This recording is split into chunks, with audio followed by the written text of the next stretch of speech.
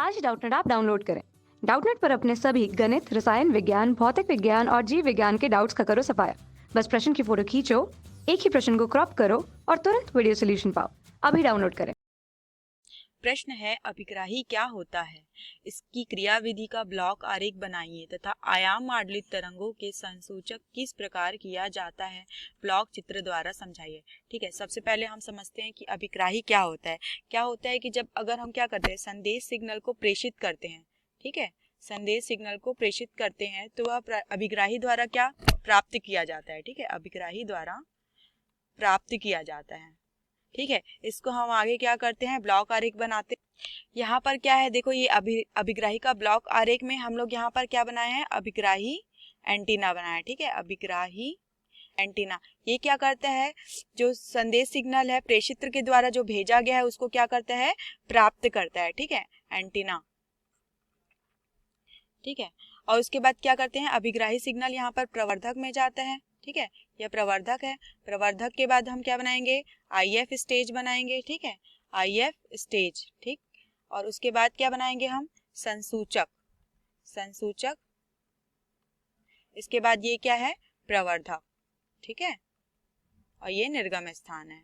यहाँ पर हम सभी को क्या करते हैं, सभी ब्लॉक को एक एक करके बताते हैं कि क्या होता है। यहाँ पर जो अभिग्राही द्वारा प्राप्त सिग्नल है वो क्या होता है, क्षीण होता है। ठीक है, क्षीण होने के कारण हमको इसको क्या जरूरत पड़ती है, यहाँ पर हमें प्रवर्धक तथा संसूचक की जरूरत पड़ती है। ठीक है, उसके बाद क्या, प्रवर्धक का प्रयोग इसलिए करते हैं क्योंकि यहाँ पर जो हमें सिग्नल प्राप्त होता है, ठीक है, जो सिग्नल हमें प्राप्त होता है वह इतना प्रबल नहीं होता है कि उसका क्या कर सके, उपयोग किया जा सकते, इसीलिए उसको क्या करते हैं, प्रवर्धित करते हैं।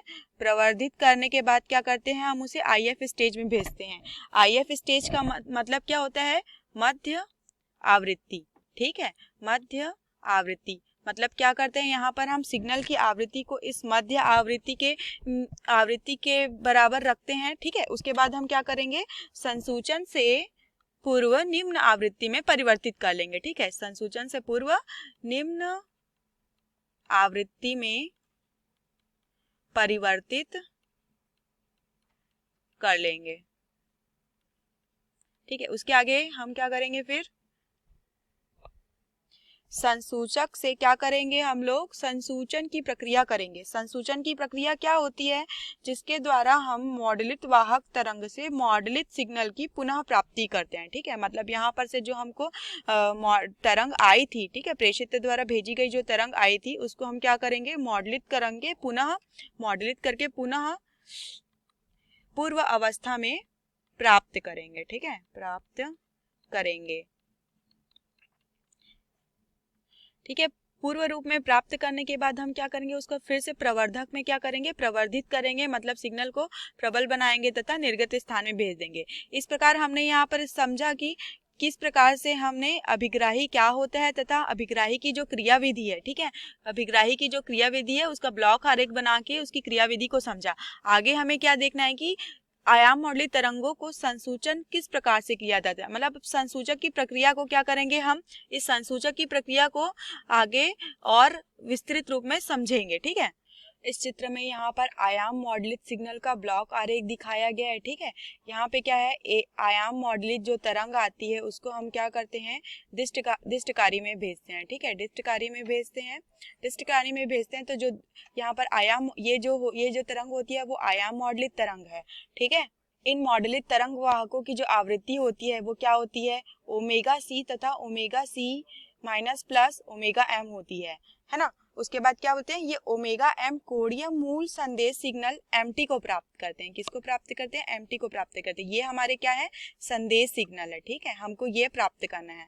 इसके बाद हम उसमें दिष्टकारी में इसलिए भेजते हैं क्योंकि दिष्टकारी में गुजारने पर हमको क्या मिलता है, यहाँ पर ऐसा सिग्नल प्राप्त होता है, क्योंकि हमें क्या करना है, यहाँ पर मूल सिग्नल की पुनः प्राप्ति करनी है।